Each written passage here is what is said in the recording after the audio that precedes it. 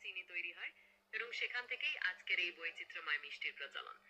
আপনার এই মিষ্টিটা সম্পর্কে বিশেষভাবে কিছু জানতে চান? আচ্ছা শোনো, আগে তো ছাত্রছাত্রীরা পরীক্ষায় পাশ করলে মিষ্টি খাওয়াইতো, কিন্তু এখন মিষ্টি খাওয়ায় না কেন? জনপ্রিয়তা কমে গেছে কেন, এটা বলো।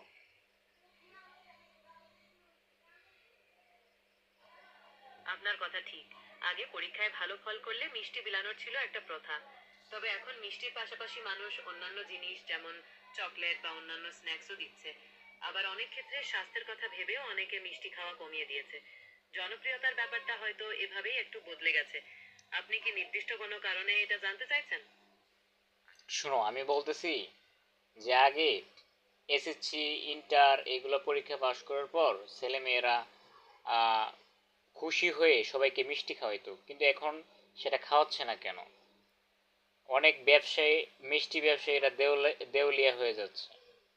তাহলে মিষ্টির ভবিষ্যৎটা কি, এটা বলো।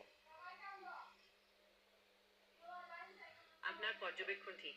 মিষ্টি খাওয়ানোর চল হয়তো আগের মতো অতটা নেই, কিন্তু মিষ্টির ব্যবসা একেবারে বন্ধ হয়ে যাবে এমনটা মনে হয় না।